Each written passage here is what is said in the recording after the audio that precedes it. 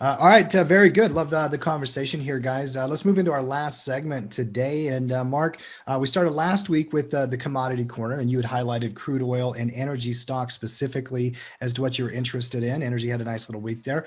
Today, you are bringing silver to the show for this week's edition of the commodity corner. And if you guys out there and you're brand new to tackle trading or the community here, Mark is a real big believer of commodities, and he does our commodity report on the weekends for pro members at Tackle Trading.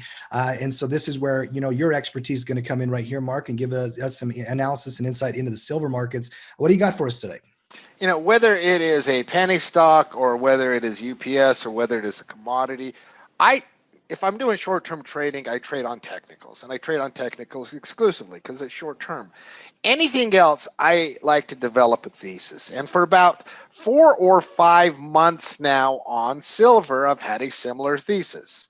And the thesis on silver has been pretty simple. When you look at things that do well in an inflationary environment, silver's up there, right? It's not number one, it's not number two, but it tends to benefit from an inflationary environment. But the main thesis and that's been a bonus, the cherry on top of the sundae, if you will. The main thesis behind silver, and I say it all the time, and the price action's been in the mud.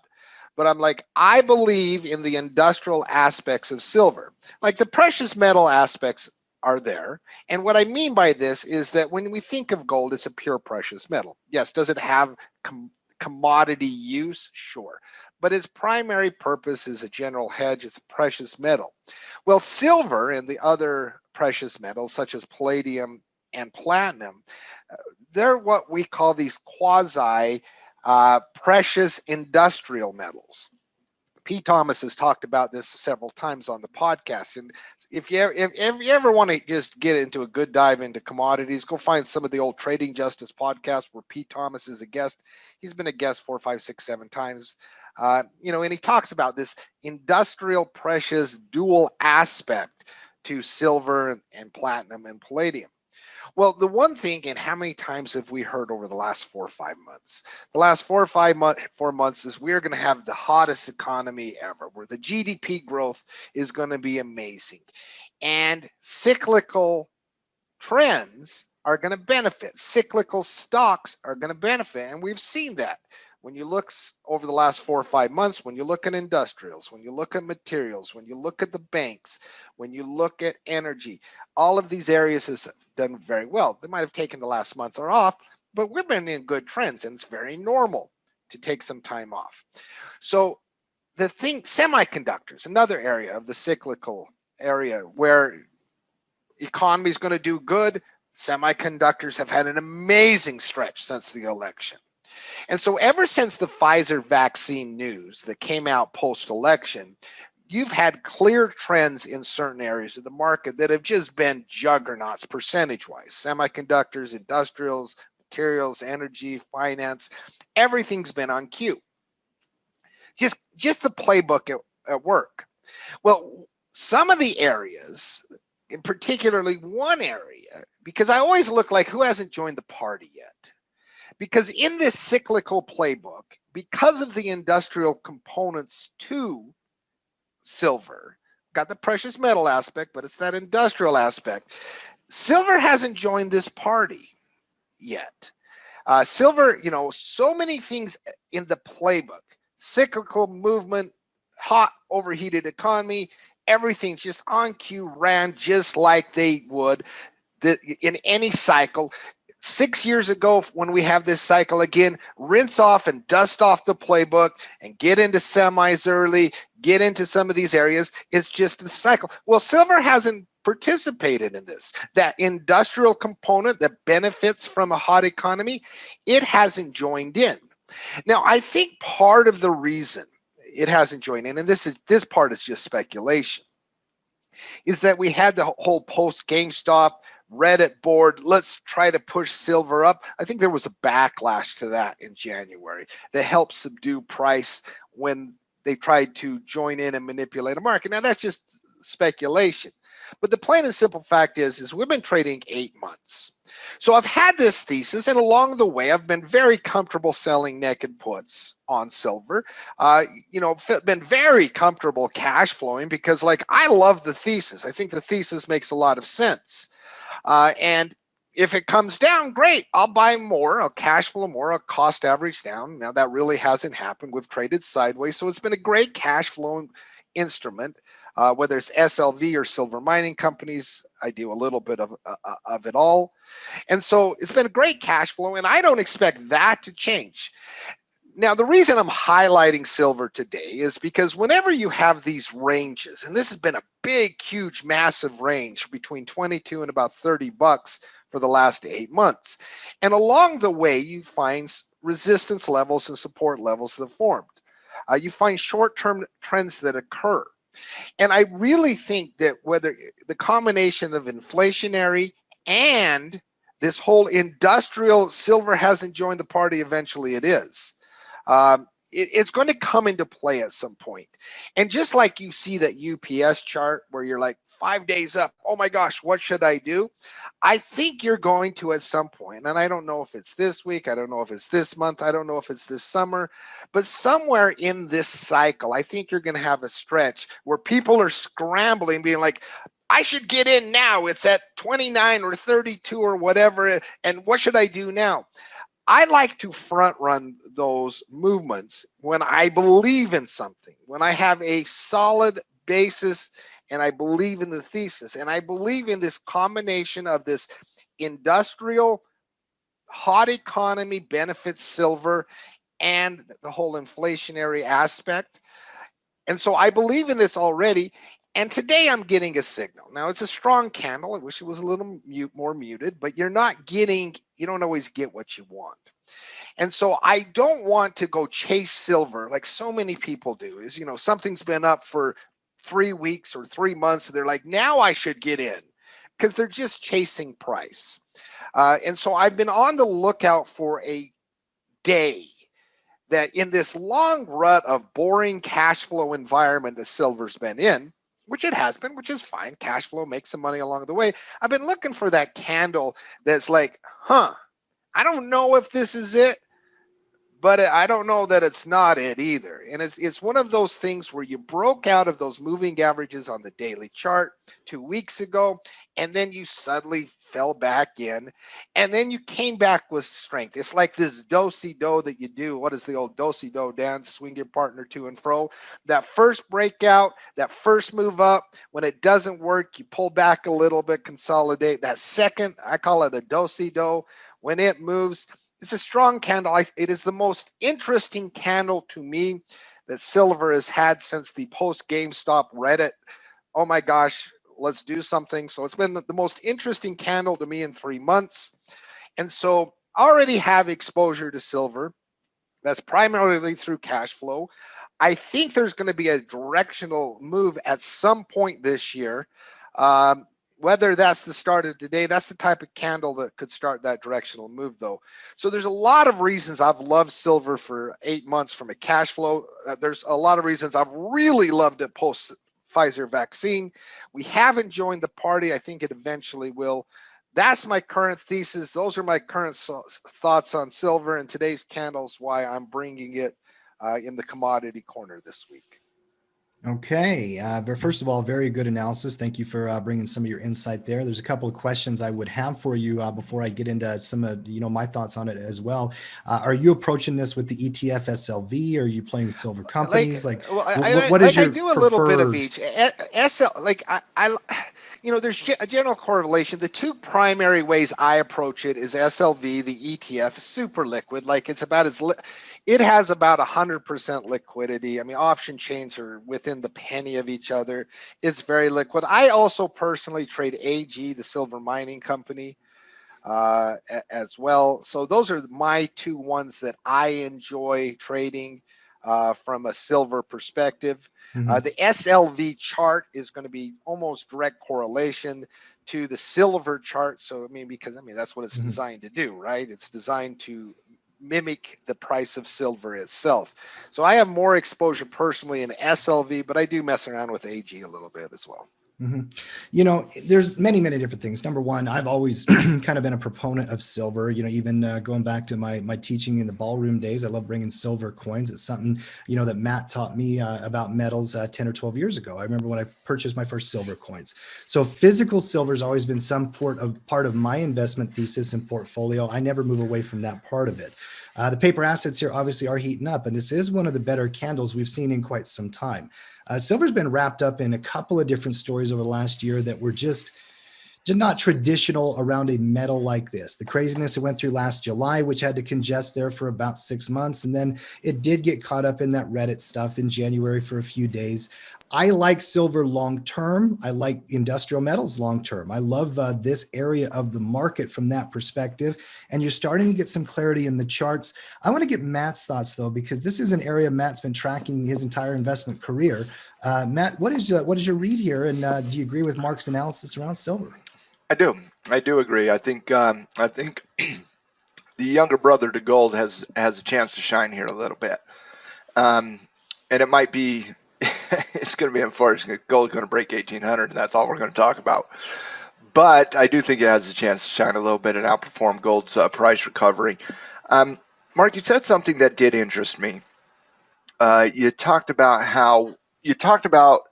how silver has not been participating in the industrial cyclical movement in the marketplace, and it hasn't. Whereas you've been seeing XLI, and let's take a quick peek here. XLI, robust trend, fantastic trend. Well, what's this trend based on, guys? XLI's trend is based on the strength in the overall equity markets and yeah, but that's yeah. everything. That's everything. But it's based on the what's the theme? It's based on the economy reopening up. It's based on vaccine and the vaccine distribution. It's based on us getting back out to work. It's based on us building things. It's based on an infrastructure plan that's coming down the pike to the tune of $1.9 trillion that Biden talked about literally last week extensively in his first address to Congress. That's what it's based on. Well, silver has that kicker on it. Silver has that industrial metal kicker on it that gold does not have. And silver just simply, quite frankly, has not been participating in that run up the same way others have. And Mark, here's GameStop right here in February. That was the GameStop. That was post GameStop when they're like, hey, Reddit's going to take over the world and Reddit's going to become the #1 major player in the market. And yet we have not talked about Reddit since. Because when they tried to do that on an instrument like silver, what was everybody's take? We immediately listen, you guys are fools. Get the hell out of here. And it immediately made us hate silver simply because they were trying to co-op it. No, we knew they couldn't. We knew they couldn't. Silver's way too liquid for that. Mm-hmm. But just the attempt, every one of us is like, I don't want to mess in the same playpen of the craziness, right? I just don't want to do that. And I don't know if it had a role or not, Mark. I will tell you personally. I think it did. It made me think about it because I hadn't thought about it like that in any capacity. And yet for me personally, in that time frame, I haven't looked at silver. And I usually do, but I haven't wanted to be a part of the Reddit storyline in any capacity. I like hot stove, stay away to a certain extent. And so maybe it did, maybe it didn't, but it did give me a little bit of moment of, that does make a little bit of sense to me. And so I just wanted to bring that up because it did make a little bit of sense to me. When you're looking at XLI, that same time frame, look at XLI. Okay, coming into February, you're just neutral. After February, XLI takes off. That's the cyclical movement. That's the vaccine. That's the first 100 days of the Biden administration. That's what everybody was talking about. That same time frame, XI or SI breaks out, and then what are all of us saying? Stop it, Reddit. Get out of here, Reddit. Go away. You had your fun with GameStop. Stay in GameStop. You want to co-op AMC? Good on you. High five. I'll even golf clap you. But keep your nose out of silver. And so industrials, Mark, ran from that moment on. Silver didn't. And silver has that kicker. So yes, it did make me think that maybe hypothetically there might be some of that there. You'll never prove it. Yeah, Ever. you'll never know. It's 100% speculative, but it does make a little bit of sense to me. Mm-hmm.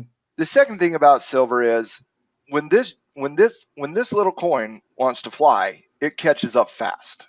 It catches up fast. It's the Ethereum to Bitcoin, right? It's the Ethereum to Bitcoin. And so gold gets the headlines a lot of times. Silver, when the move gets made, it's quick.